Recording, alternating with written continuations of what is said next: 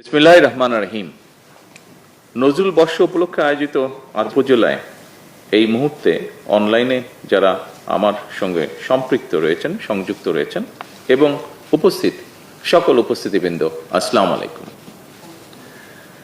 হৃদয় Bangla online TV, হৃদয় Bangla online TV, হৃদয় Bangla online TV, হৃদয় Bangla online TV, হৃদয় Bangla online TV, হৃদয় Bangla online টিভিতে আপনাদের স্বাগত জানাচ্ছি। সত্য ও নিরপেক্ষ সংবাদের সাথে আমাদের পথ চলা। দেশ ও বিদেশের সর্বশেষ আপডেট জানতে আমাদের সাথেই থাকুন। হৃদয় বাংলা অনলাইন টিভি। বিসমিল্লাহির রহমানির রহিম।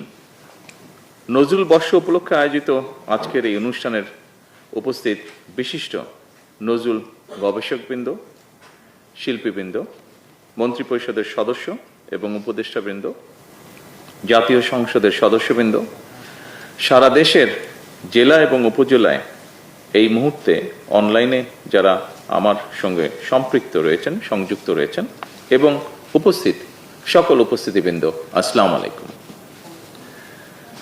জাতীয় কাজী নজরুল ইসলাম এই বাংলাদেশের ভূখণ্ডে হয়তো জন্মগ্রহণ করেননি, তবে অবশ্যই তার হৃদয় জুড়ে ছিল সমগ্র বাংলাদেশ।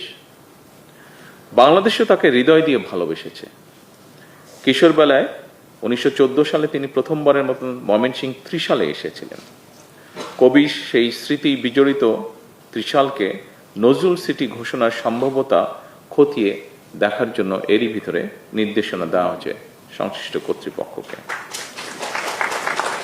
এর পাশাপাশি 2026 সালের 25শে মে থেকে 2027 সালের 25শে মে এই বছরটিকে নজরুল বর্ষ ঘোষণা করা হয়েছে।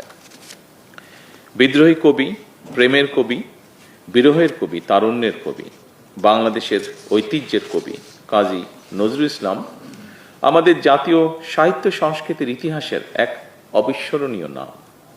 পরাধীন, পর্যদুস্ত, পরাভূত জাতির ভাগ্যাকাশে তার আবির্ভাব ছিল আলোক বর্তিকার মতন। হৃদয় বাংলা অনলাইন টিভি, হৃদয় বাংলা অনলাইন টিভি, হৃদয় বাংলা অনলাইন টিভি, হৃদয় বাংলা